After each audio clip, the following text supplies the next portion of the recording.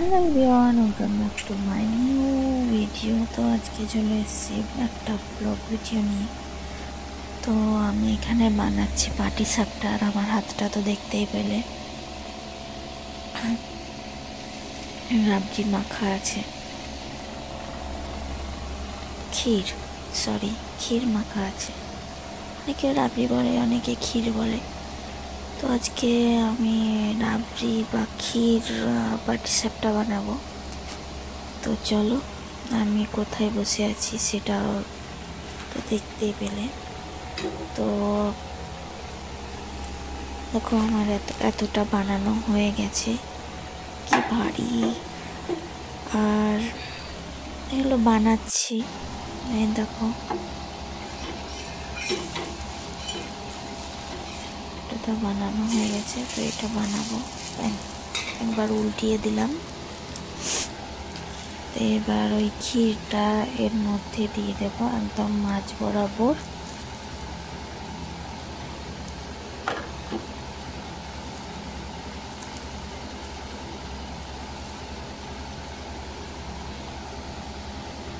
মাছ ভাজাটা বরাবর দিয়ে এটাকে ভালো করে এই পাশ ওপাশ উল্টিয়ে একটু চিপকু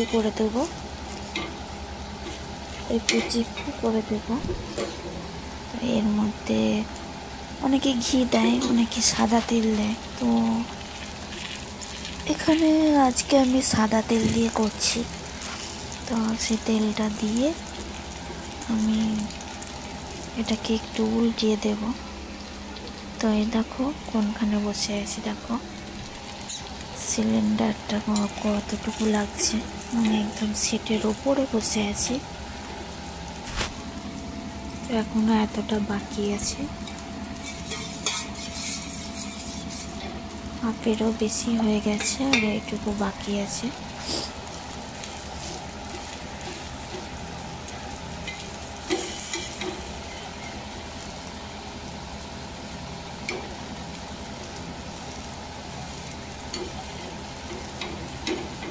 এটাকে ভালো করে এপিট ভালো করে সেঁকে নেব।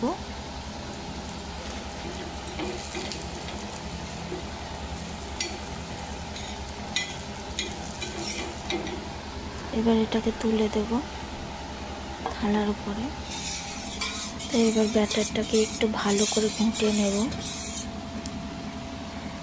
তো এবার আটার মধ্যে নিয়ে এভাবে দিয়ে ভালো করে দিয়ে দিতে হবে।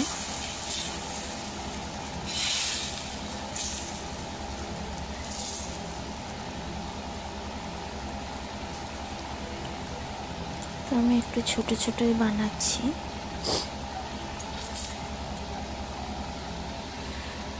এটাকে 1 মিনিটের মতো হতে দেব, তারপরে এটাকে উঠিয়ে দেব।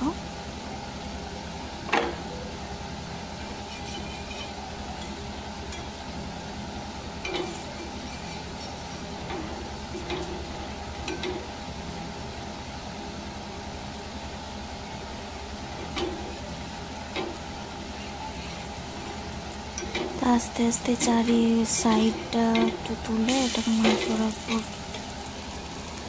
খুন্তিটাকে দিয়ে উল্টিয়ে দিয়ে এর মাছ বরাবর আমি ক্ষীরটাকে দিয়ে দেব।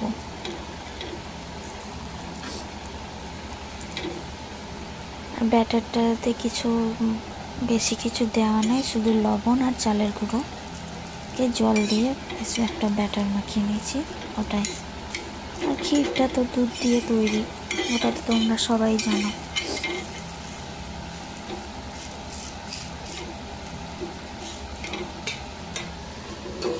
তো এবার তেলটাকে আরেকবার দিয়ে দেব, এটাকে এপিট ওপিট করে নামিয়ে নেব। আর আমার হাতের অবস্থা দেখো।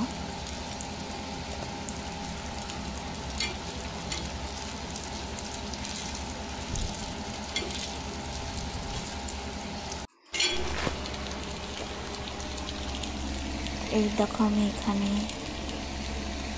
এইখানে আমি বসে আছি কোনখানে। টাটা।